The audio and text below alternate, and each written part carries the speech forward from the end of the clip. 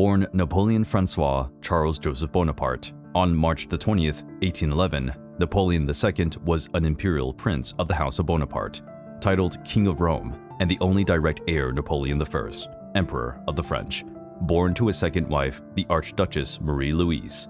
With his father's exile and death, the boy was raised under a powerful idea of reviving the great French Empire. But his life was surrounded and restricted to keep the peace established by the Congress of Vienna. Napoleon's great love in life was Josephine Beauharnais. His second marriage to Marie-Louise of Austria was nothing more than a scheme to obtain the heir that Josephine could not give him.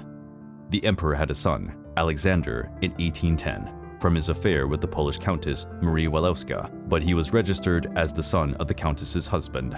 It was also convenient for the imperial heir to be tied to a powerful royal house. So, after divorcing Josephine, the emperor chose Archduchess Marie-Louise, daughter of the Emperor of Austria, Francis I, as his first wife. France opposed Napoleon's remarriage, and once again an Austrian queen would be rejected. And the people had differing reasons for dismissing the union. The French clergy did not endorse the emperor's divorce. As far as the Republicans were concerned, Marie-Louise was nothing more than the niece of the Austrian Marie Antoinette, the hated guillotined queen. The monarchists objected to a marriage that lent a sense of dynastic legitimacy to the Bonaparte family, and those closest to the emperor stated that they were resolute supporters of Josephine. But Napoleon was pleased with his marriage, as he had been looking for a long time to be accepted among the great European dynastic houses, and Marie-Louise was his stepping stone. But most of the hesitation disappeared on March 20th, 1811, when the couple's first child was born at the Tuileries. Napoleon at last had an heir. The French Senate awarded the newborn the title of King of Rome. If it had been a girl, the title would have been Princess of Venice. This was added to the title of Prince Imperial under the Napoleonic Constitution. The boy was born with a weight of 4 kilograms, and his mother suffered a great deal to deliver him. There were a plethora of nurses, tutors, and military instructors to oversee his upbringing. Despite the Austrian court's strict protocol, he wouldn't receive such attention there. In Austria, the boy would have more parental interaction. Marie-Louise wrote to her mother, "I'm sure that I could have been much fonder of my son in Vienna." In May 1812, when the emperor launched the Russian campaign, Marie-Louise joined him in Dresden, but the boy remained in Paris. This was the first stage of failure of the empire. Paris was seized in March 1814, a few months after the French defeat at Leipzig. In April, Napoleon was overthrown by the Senate, and, acting on the advice of his marshals, abdicated in favor of his son. The last time young Napoleon saw his father was January 24th, 1814. He was not yet 3 years old. The King of Rome became Napoleon II, a short-lived title, as 8 days later, the Treaty of Fontainebleau was signed between Napoleon and the representatives of the 3 Holy Alliance monarchies, Austria, Russia, and Prussia. When Napoleon was crushed at Waterloo, the Allied coalition of winners rejected the young Bonaparte's rule, but not before the boy officially held the title of Emperor Napoleon II between June 22nd and July 7th, 1815, making it one of history's briefest reigns. During the first abdication, Napoleon relinquished sovereignty over his domains to himself and his family, while Marie-Louise was awarded the Italian duchies of Parma, Piacenza, and Guastalla, which were to be inherited by the King of Rome later on.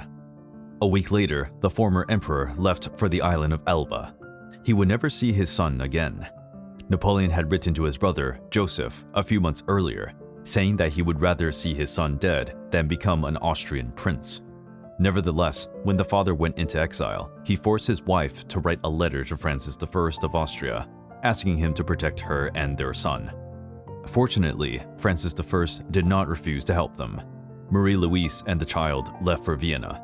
Straight away, at the behest of Chancellor Metternich, a meticulous operation was launched, which, as her father had feared, was aiming at turning Napoleon II into a Viennese archduke.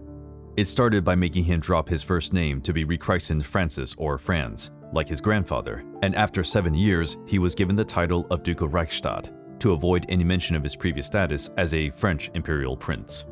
His mother was not by his side either at the time, in 1818. The Congress of Vienna awarded Marie-Louise the ownership of the Italian duchies granted at Fontainebleau.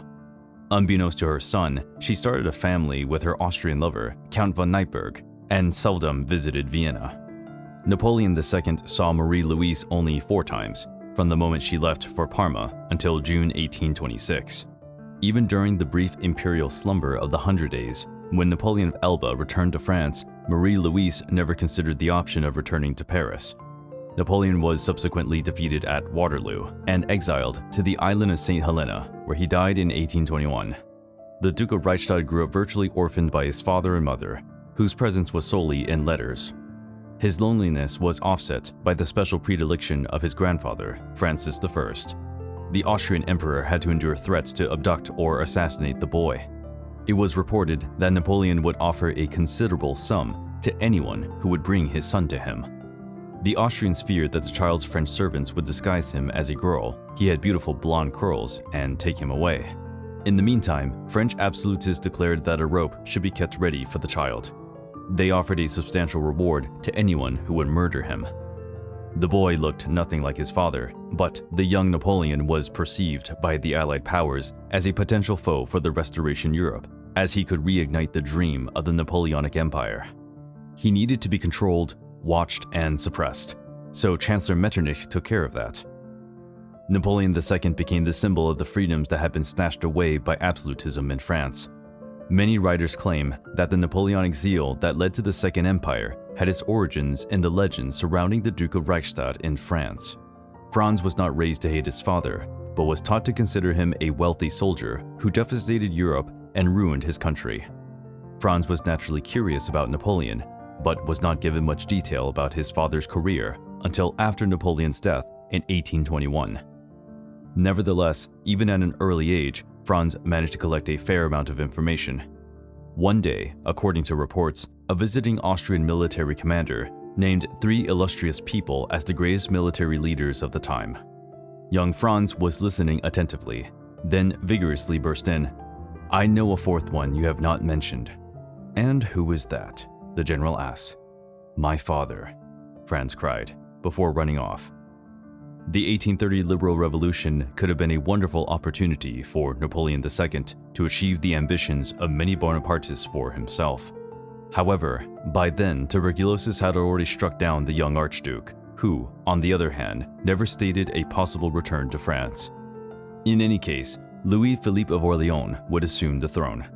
Lonely though he was, Franz was by no means destitute. He was much loved by the Austrian imperial family, including Francis and his 4th wife, Caroline Augusta, and treated him like a son. At mealtimes, Franz sat next to the emperor. He often visited him in his private office. He ensured that the boy got a first-class education under the guidance of his governor, Maurice Dietrichstein. While not the most hard-working student, Franz was intelligent, curious, and feisty, and, by all accounts, charming when he wanted to be. Dietrichstein wrote, "Nothing is more alluring than his face and his chatter when he wants to be pleasing." Franz grew extremely close to Princess Sophia of Bavaria, the wife of his uncle, Franz Karl. The oldest son, Franz Joseph, became Emperor of Austria, and her second son, Maximilian, became Emperor of Mexico. It was rumored that they had been having an affair, and that Maximilian was Franz's son, though this is unlikely. Franz was keen to be a soldier from an incredibly early age. After being old enough, he pursued a military career. This was unfortunately cut short when Franz fell ill with what turned out to be tuberculosis. The appalling physical deterioration of a 19-year-old boy quickly sparked the rumor mill into action, and he was considered yet another victim of Metternich's scheming in the French liberal circles. The suspicion that he had been poisoned was upheld later by several authorities, but current medical science denies it. In the spring of 1832, the Duke of Reichstadt was struck down again by what seemed like a lingering cold. The disease's quick progression, a rampant tuberculosis, meant that the young man was nothing but skin and bones by the beginning of May and could barely rise to his feet. Although the possibility of poisoning was ruled out, Metternich was to blame for the haste with which events unfolded. Marie-Louise insisted for several years on allowing her son to travel to Italy, convinced that the mild Mediterranean weather would make his fragile lungs stronger. But the Chancellor always declined. He feared what could happen if Napoleon II crossed the Austrian border. It must be argued in his defense that Metternich may not have forgotten the words written by his eternal enemy, Napoleon, before he died. My son must think of avenging my death in exile, but he must also profit from it. May he direct his efforts towards reigning. May he make everything I sown flourish. Napoleon must have sensed that Metternich was willing to do anything to preserve his ideal of absolute monarchy. On July the 22nd, 1832, the Duke of Reichstadt died in Vienna. But Napoleon II, son of the Imperial Eagle, kept flapping his wings many years later. Not just in his Bonapartist aspirations, but also on stage and in literature. During his last days, he reportedly said, "Must I bring a useless and nameless life to an end at such an early age? My birth and my death, that is my whole story." The young Napoleon II did not achieve the Bonapartist dream of restoring the French Empire. His life was reduced to a semi-imprisonment in Vienna. Only years later would his cousin, Charles Louis Napoleon, establish the Second French Empire, ruling as Napoleon III. Napoleon II's ashes were laid to rest in the Austrian imperial crypt of Vienna's Capuchin Church until December 15, 1940, when they were taken to the Invalids Complex by no less a person than Adolf Hitler. An effort to atone for a historical complaint, Hitler ordered the Capuchin crypt in Vienna to be opened, the remains of Napoleon's son to be collected and taken to Paris, to be laid to rest, together with his father's, under the dome of the old Invalids Military Hospital. The ceremony was nothing like the one that had taken place 100 years earlier, when Napoleon's remains were laid to rest in his final tomb. This was the unfortunate fate of Napoleon II. He was only a shadow of his mighty father. Faced with the Imperial Eagle, as the first Bonaparte was known, he was only allowed to be the Eagle, a posthumous nickname.